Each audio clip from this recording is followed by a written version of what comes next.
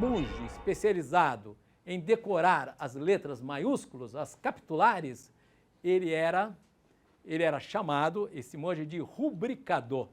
Mas, coisa curiosa, ele era chamado de rubricador, embora nem todas as capitulares fossem vermelhas. Havia capitulares de cores diferentes, embora o nome que se dava ao monge especialista em tal, na letra maiúscula era o rubricador. Tá legal? Então você tem o miniator, que é o desenhista, tal, é o decorador, etc. Tal. Você tem o copista, que é o antiquário, e tem finalmente o rubricador, que é o especialista em letras maiúsculas, tá? Em capitulares. Nesse mosteiro, eles copiaram esse livro, por isso esse livro é chamado de livro de Lindisfarne. É uma das partes, é um folho do livro de Lindisfarne. Eles trabalhavam, como eu disse, sobre pergaminho e utilizando pena de ganso. E utilizava diversos pigmentos das cores. Não é o caso, efetivamente, desse folho de Lindisfarne, mas eles usavam, dependendo, é claro que são livros que voltam para a glorificação da divindade e tal. Quer dizer, a igreja não é só o local de reunião, mas é também o local onde se glorifica Deus. Então, por isso, há uma suntuosidade, efetivamente, nessa decoração de livros. Eles usavam também ouro, ou pigmento de ouro, ou então a folha de ouro. A folha de ouro, o pigmento de ouro, a fixação de ouro é chamada de crisografia. O que é crisografia? Quando você utiliza o ouro para decoração. Ou argentografia. O que era argentografia? Quando você utilizava, efetivamente, o pigmento de prata para decoração. Você pode usar pigmento de prata ou pigmento de ouro. Você pode usar tanto o pigmento do ouro quanto o pigmento da prata, quanto a folha do ouro ou a folha da prata. Só que a aplicação do ouro e a aplicação da prata, efetivamente, sobre a página, tem esse nome, ou crisografia, ou então argentografia. Agora, é claro que aí, no caso específico do livro do Lindisfarne, você tem uma série de cores, etc., tal, uma série de pigmentos.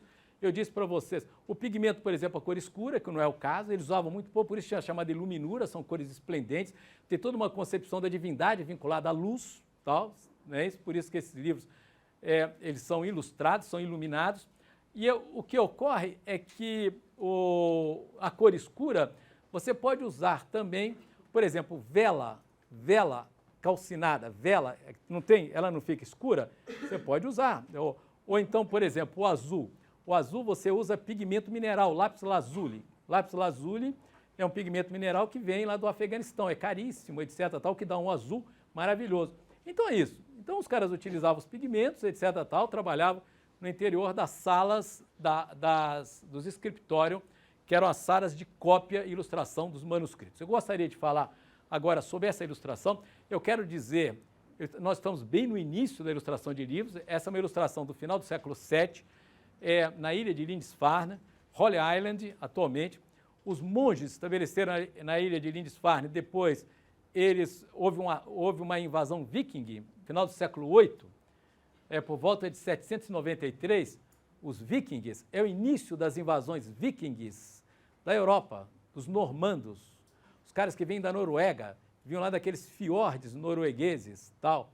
Os últimos povos europeus a serem cristianizados foram os vikings. Então eles atacavam esses mosteiros. No final do século VIII, os vikings atacaram Lindisfarne e mataram grande parte dos monges, roubaram as relíquias sagradas e escravizaram várias deles. Então é o fim, efetivamente, do mosteiro de Lindisfarne. Então essa aqui é a decoração de Lindisfarne do final do século VII. É uma decoração e um folho do final do século VII. Então, olha, vejam que é uma decoração aparentemente abstrata, é uma maravilha. É uma maravilha, mas efetivamente a observação e a análise desse folho, ele exige um tempo absurdamente longo de observação. Porque, à primeira vista, veja, é uma cruz. Vocês estão vendo? Você tem um entrelaçado de uma cruz. Isso aqui é pergaminho. Está vendo uma cruz ali? Tal. Ocorre que sobre essa cruz, e entrelaçado nessa cruz, você tem uma série de formas sinuosas, não tem? Você não tem um linealismo muito expressivo? Tem ou não tem? Que são linhas. Quais são as figuras geométricas que vocês observam ali? Tem círculos? Tem volutas? Tem ou não? Hein? Então, há labirintos, são labirintos de linhas, labirintos, etc., arabescos, etc., tal. O que ocorre é uma coisa extraordinária, feita extremamente cuidadosa, tal, que realmente exigiu um grande tempo. O que ocorre é que no interior desse labirinto de linhas, etc., tal, há uma espécie de mundo subterrâneo, que aí você tem uma representação de animais, de serpentes, de dragões, de aves, etc., tal, mas que está justamente no interior desse rendilhado. É claro que isso tem um significado, porque a cruz, ela se sobrepõe a tudo isso. Aqui, ó, há dois pássaros maravilhosos, tal, e aqui, e ele se repete de uma maneira simétrica aqui. Serpentes, há um enredado de serpentes, de cobras, etc., tal, e nós sabemos qual é o significado da serpente, não é isso? É para o cristianismo. Então é isso, dragões, serpentes, pássaros, etc., tal. Então você tem um mundo que palpita justamente nesse emaranhado. Então você tem desde esse efeito de conjunto, que eu chamei, usei uma expressão, eu não sei se ela é efetivamente correta, certa, tal, você tem quase um efeito holístico, onde o conjunto predomina até as particularidades, desde que haja uma observação extremamente longa e atenciosa e acurada. Tá legal? Então é um trabalho extremamente cuidadoso, tem todo esse emaranhado dessas cores, etc. Tal. Então esse aqui é um livro de Lindisfarne, é do final do século VIII. É apenas uma página, eu quero dizer que esse Evangelho, esse Novo Testamento, ele é inteiramente ilustrado, só estou dando um exemplo de uma página no estilo insular. Tá legal? Esse estilo linear tal, é muito insular. Por que é insular?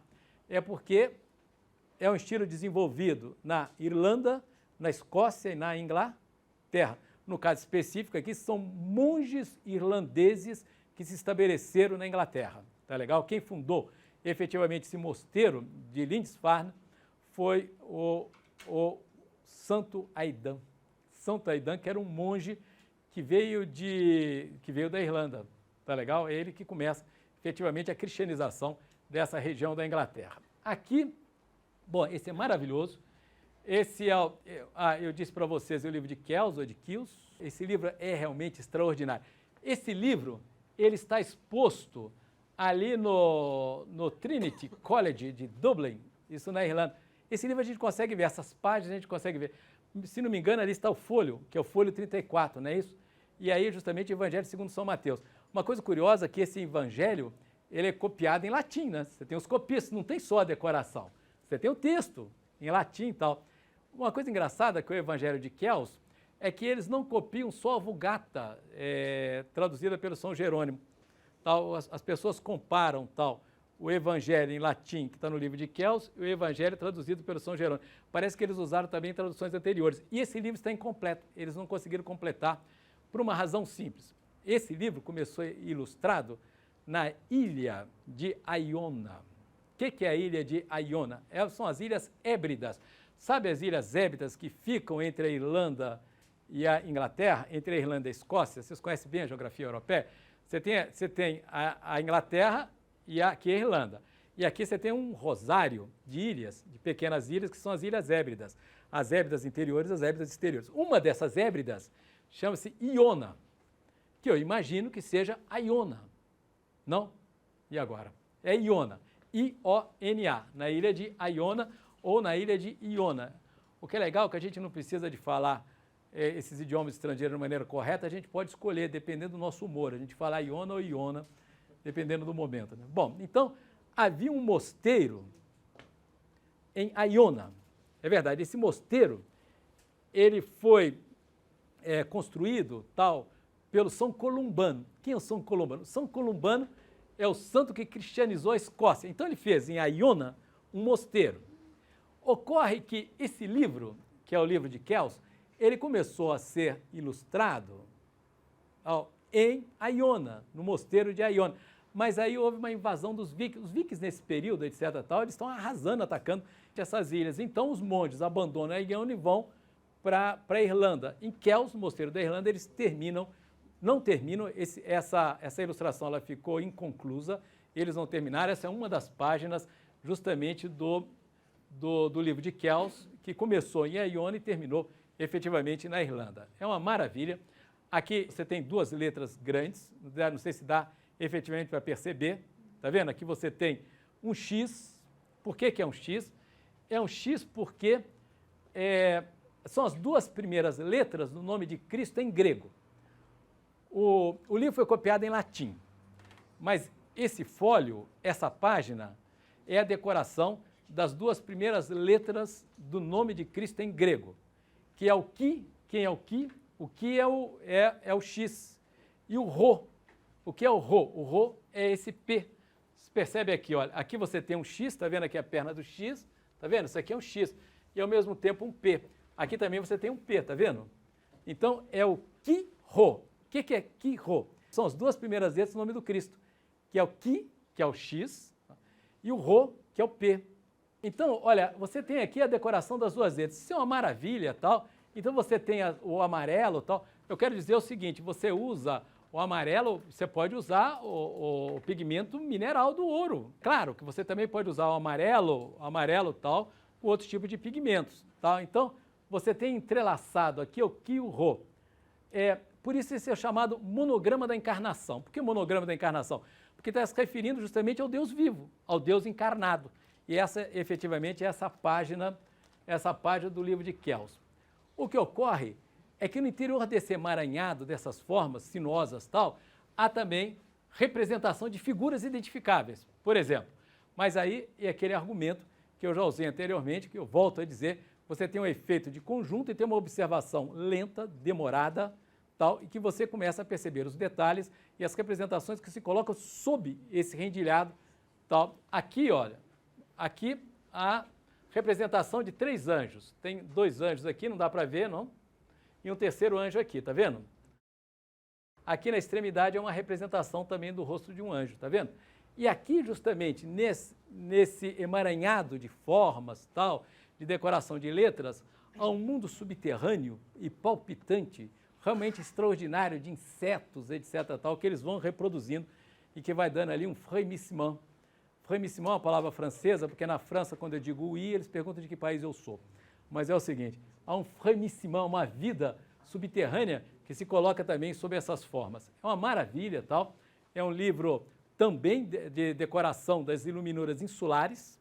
Agora ocorre é que enquanto esse tipo de decoração de livros eles transcorria nas ilhas britânicas, na Irlanda, também na Escócia, na Inglaterra, etc., tal, no continente europeu, quando a gente sai justamente dessa decoração insular, isso é no final do século XVIII, e passa para o continente europeu, está ocorrendo uma coisa extremamente curiosa na Europa. É que um chefe dos francos, um rei franco, chamado Carlos Magno, é um comandante franco. Os francos se estabeleceram na Gália e deram origem à França. O Carlos Magno, ele consegue, por meio de uma série de vitórias militares, ele começa a centralizar o poder no continente europeu. Tá legal? Ele efetivamente é derrotado nos Pirineus, ele não consegue derrotar a Espanha. Carlos Magno não era um francês, mas ali era o território francês, e parece que os franceses são, em geral, derrotados na Península Ibérica. A gente não pode esquecer que Napoleão Bonaparte também dançou na Península Ibérica, não é isso? Tem aquela história do Napoleão. Napoleão foi derrotado na Península Ibérica, e aí ele disse, não, eu nunca fui derrotado na Europa. Não, mas você foi derrotado na Espanha, foi derrotado na Península Ibérica. Ele falou assim, não, a Espanha é a África. Aquela frase famosa do Napoleão Bonaparte, l'Afrique commence aux Pyrénées. Ele foi derrotado e fala assim, a África começa nos Pirineus. Eu sou vitorioso na Europa, fui derrotado na África, onde? Na Espanha.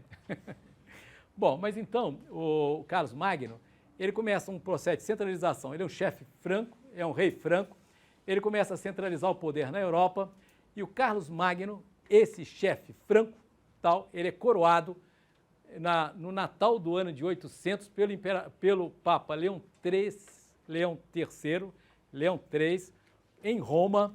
O chefe franco, o rei franco, Carlos Magno, é coroado o imperador cristão do Ocidente. Quando o Carlos Magno foi coroado imperador cristão do Ocidente, há um movimento. O Carlos Magno, efetivamente, ele era analfabeto, ele era um chefe franco, etc. Tal. Mas quando ele foi coroado pelo Papa, imperador cristão do Ocidente, há uma espécie de esforço, né, de fato ocorre, é um dos traços recorrentes, digamos, na história da cultura e das artes plásticas do cristianismo, há uma espécie de retorno, é uma espécie de renascimento, que nós conhecemos o renascimento do século XV, é isso? Do Quattrocento, do Trecento, do Cinquecento, do renascimento italiano. Mas no período do Carlos Magno houve um renascimento também, porque o Carlos Magno se via como imperador cristão. E qual é o nome do primeiro imperador cristão? Quem foi o primeiro imperador? Quem foi o imperador que concedeu liberdade de culto aos cristãos? Como é que ele se chamava? Hein? Constantino. Então, Carlos Magno, ele se vê como um novo Constantino. Tal. Quer dizer, como o imperador do Ocidente, imperador cristão do Ocidente, e no período do Carlos Magno, há um esforço de restabelecimento da cultura do Império Romano da época do Constantino, que foi efetivamente o primeiro imperador cristão. E em vista disso, a decoração de livros, o trabalho dos mosteiros, no Império Carolíngio e tal, tenta ou busca restabelecer esses padrões culturais plásticos, clássicos, tal, do período do Império Romano, da época do Constantino. Então eu vou mostrar para vocês aqui algumas decorações de livros, justamente dos mosteiros do Carlos Magno. Por exemplo, esse daqui. Carlos Magno foi coroado no ano de 800, mas de qualquer maneira aqui está em pleno processo de centralização política da Europa. É um manuscrito da época do Carlos Magno, que se encontra na Biblioteca Nacional de Paris, está vendo? E apresenta Cristo abençoando com um livro na mão. Tá? O que tem? Ele tem alguma coisa da ilustração insular. Você tem um rendilhado aqui que é justamente, olha, que permanece, está vendo aqui essas formas, tal, que tem alguma coisa das iluminuras da Irlanda, da Inglaterra, da Escócia, tal, mas empurrado para cercaduras, as cercaduras ou para as vinhetas. As vinhetas é justamente esse espaço que fica em torno da decoração. A decoração central, você tem Cristo, ali com as palavras escritas em grego, e Cristo com o livro na mão e Cristo abençoando. O que ocorre é que nas iluminuras do Carlos Magno, você tem um diálogo com a cultura romana clássica em várias dimensões. No caso específico dessa ilustração de livro, onde é o famoso ilustrador, o escriba Godescalco, aí justamente da corte do Carlos Magno. Ele representa Cristo dentro dos padrões da arte bizantina. Por que é a arte bizantina? Primeiro é o seguinte, é a representação de Cristo frontal, está vendo? A frontalidade. Segundo, a representação de Cristo bidimensional. Por que é bidimensionalidade? Porque você tem uma diluição da matéria e do corpo na arte cristã, tá certo? É uma representação de Cristo de uma maneira solene. E é uma representação de Cristo onde você tem uma intensificação das representações faciais, tá legal? Que é, efetivamente, extremamente bizantina. Agora, ocorre que nas ilustrações de livros do Carlos Magno, no período do Carlos Magno, eu quero dizer, novamente, continua uma arte feita para monges e por monges, tá legal? Mas só que esses ilustradores, eles trabalham nas salas, nos palácios do Carlos Magno. Depois de Carlos Magno, tal, a iluminura volta, efetivamente, para ser feita no interior dos mosteiros. E aqui é uma ilustração também do período Carlos Magno, que também está na Biblioteca Nacional de Paris, e é a representação de São Marcos.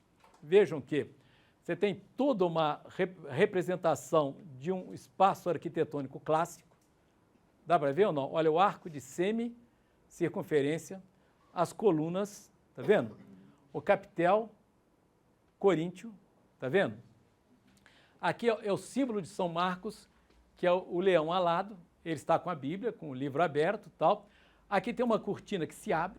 São Marcos, ele escreve sobre um atril, tá vendo? Ele está efetivamente, é uma inspiração, é o Evangelho segundo São Marcos, e é uma cortina aberta, isso tem uma metáfora, isso tem um símbolo, é a ideia da revelação, no momento que justamente a cortina está aberta, mas você tem todo um diálogo com os padrões clássicos, por exemplo, a serenidade do São Marcos, tá vendo? Ele volta para fora, ele recebe efetivamente a inspiração para escrever o livro, tal. Então, é um tipo de iluminura que dialoga, já que o Carlos Magno, ele se vê como imperador romano do Ocidente, ele se vê como Constantino, então ele tem um esforço para voltar às formas de representação plásticas do período romano. Finalmente, aqui também é uma ilustração da corte carolíngia, esse é uma maravilha, é uma beleza, mas vejo que ele já modificou, é um diálogo da ilustração com um período também da história antiga, que é o período helenístico. Está vendo? É a representação de São Mateus. Aqui tem um anjo, São Mateus escreve sobre um atril, aberto por uma paisagem. Aqui tem um anjo que tem um pergaminho na mão, vocês estão vendo? O São Mateus está escrevendo inspirado sobre o livro. Aqui ele tem um tinteiro, mas é uma maravilha. Mas que é também um diálogo com um determinado momento da história da arte da antiguidade. Mas a particularidade, essa é uma das iluminuras mais conhecidas e mais analisadas, até o Gombrich vai fazer uma série de referências a ela, tal, porque ela é realmente extraordinária, porque você tem essas pinceladas. É claro, não são pincéis, são penas de... Mas a pena de ganso era extremamente plástica, não é isso? Hein? Você pode colocá-la efetivamente na tinta aí e tocar sobre... Qual é o suporte? É o pergaminho. Você toca sobre o pergaminho. Então, veja essas pinceladas, olha, como efetivamente ele vai pincelando. Você tem quase todo um diálogo, quase como uma espécie de expressionismo. Por exemplo, você tem um aumento da dimensão das mãos do... Essa figura é São Mateus. E você vai pincelando também a representação da natureza, está vendo? De tal maneira que o Gombrich, ao analisar essa iluminura, essa decoração, ela se encontra na biblioteca de Épernay, na França. É uma cidade francesa. Essa iluminura ela foi feita num mosteiro perto de Reims. Reims, aquela cidade no norte da França. Chama-se Mosteiro de Auvilliers, norte da França, também está relacionada ali ao período carolíngio. Tal. Ela é um pouco posterior ao governo de Carlos Magno. É do período do filho do Carlos Magno, chama-se Luís o Piedoso. Tá legal? Mas, de qualquer maneira, ela tem a ver com essa atmosfera de tentativa de restauração do poder imperial, do poder romano, ali no período da Idade Média. Gombrich tem uma análise extraordinária dessa iluminura.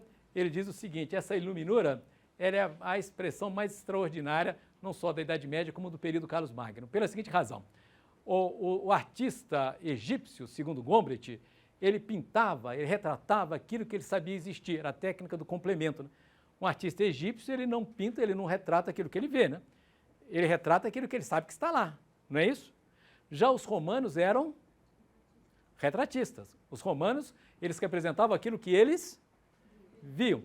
Já o artista medieval, e sobretudo o monge, que trabalhava no interior dos mosteiros, tal, ele representa aquilo que ele sente, que é efetivamente a representação dessa figura. Olha a expressão extraordinária, a intensidade da expressão do rosto do São Mateus. Uma espécie de expressionismo avant la lettre, o expressionismo séculos antes do expressionismo propriamente dito, não é isso? Nas deformações, na deformação da mão, na expressão do rosto do São Mateus, nas pinceladas nervosas, tal, nesse tipo de arte gestual sobre realmente uma manifestação artística de dimensões reduzidas, porque isso é efetivamente uma página do livro, tá certo? Então, é claro que a gente percebe que há uma diferença entre o tipo de iluminura insular, o tipo de iluminura que é feita na Inglaterra, na Escócia, na Irlanda, e o tipo de iluminura que é feita no continente. Isso aqui é um exemplo de iluminura, de decoração de livros, etc., tal, feita no continente, num período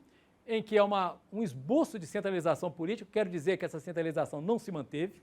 Logo depois do Carlos Magno e seu império se esfacela, mas no momento em que, no período que houve a centralização, há um certo projeto de restabelecimento do antigo Império Romano, pelo menos no período Constantino, você volta a um diálogo com os padrões clássicos, um tipo de renascimento.